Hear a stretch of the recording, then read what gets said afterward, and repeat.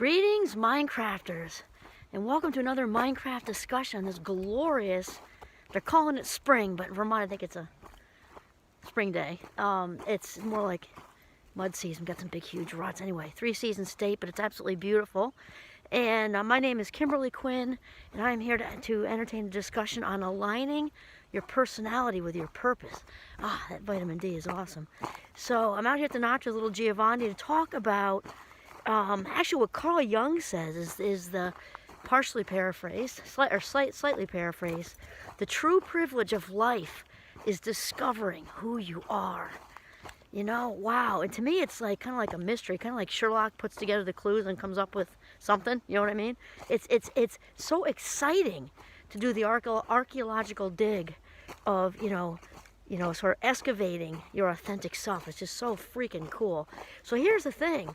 And Oprah talks about it a lot, my dear friend, she just isn't aware, about your personality. There's only, it sounds cheesy and we're all snowflakes and stuff, but it's actually true. There are no carbon copies across the globe. It's just wild. So when our true personality, all your signature strengths line up with what your purpose is, you are in the flow zone. And of course, I'll get to that in a second, but in order for that to happen, there has to be some acknowledgement of being of spirituality. I'm not talking about organized religion, and that's fine if that's true for you, for sure.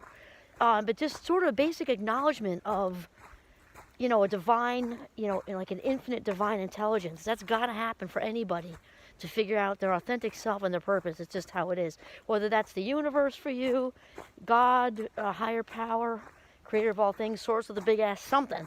But that's because there's like a plan, and there's your uniqueness, which is woven right into that. And when they align, let me tell you, there's no better feeling in this whole world. And so the flow zone, I'm going to explain that a little bit. That is based on the work of Mihaly Csikszentmihalyi, and he talked about, cognitive flow. And so what it means to be in flow is to be doing your thing, basically, because what happens is you actually lose sense of time, and you lose sense of yourself, but not in like a codependent way, or you're merged with somebody else and all caught up in that. You're just so in it. You're just so immersed in it. I think of myself when I'm teaching, also doing these videos, because I'm an educator. So when I'm doing any form of that, whether it's teaching or workshops or whatever, in fact, I'll tell you that Champlain is a clockless campus, which I can appreciate as someone who likes to be in the moment. Although, because I get so in the flow zone teaching, I will literally keep my students till midnight if I don't have a clock. And so I have to keep an eye on that and kind of break my own rule just so I don't keep them forever, which has happened a couple of times when I didn't have a clock. I think only like a couple times in 12 years, so I'm really respectful of their time. I just get so excited flying around the room. Okay, so you lose track of time. You lose track of sort of yourself in a way that you're just one with what you're doing. I guess that's the best way to explain it. And a lot of the ways that people think about that are the arts, but it doesn't have to be, music and theater and inventing and definitely sports. Michael Phelps in the flow, swimming, and all of our current Olympic athletes in the flow. But it doesn't have to be like that. Whatever it is for you, and it doesn't matter. It doesn't have to be mutually exclusive with your work either. You can, like me, teaching, you can love what you do and be in the flow. And that is a freaking gift, let me tell you.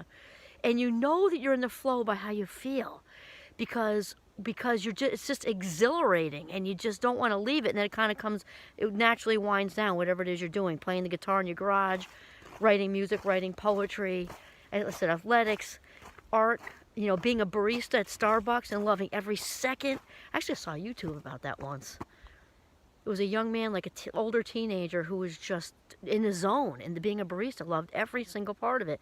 I actually saw another one once, I use these for my class, where the young man was he was a chef. I'd say more like line cook. It was at a chain, and I think it was a Mexican place, flipping up like the tortillas and everything, and just like in the zone. And then they interviewed him, and he was just loving life, kind of thing. So when you align your personality with your purpose, your signature strengths, that you're really meant to do, that's your purpose, man, you're in the flow. And the other thing about this is that it's bigger than us. Okay, there's the us part where it's super enjoyable and you feel like just at one with the universe. And the rest of it is when you keep yourself filled up like that, because you can't be in the flow if you're not filled up. When you keep yourself filled up, and your cup runneth over, and you're in the flow, you're rejuvenated by it, you're just like a giving machine to the world. And it feels good. It feels good because it's mindful giving. We talked about that. When we give mindfully, it's so life-giving, and it just fills us up. And when it's mindless giving, that's when we're running around being codependent and people-pleasing and rescuing, and it feels totally depleting eventually. Plus we get resentful. So back to, okay, what Carl Jung said, psychoanalyst, brilliant psychoanalyst, our true privilege your true privileges of life is discovering who you are, slightly paraphrased. Align your personality with your purpose. This is Kimberly Quinn signing off from the gorgeous Notch in northern Vermont. Have a mindful, mindful day.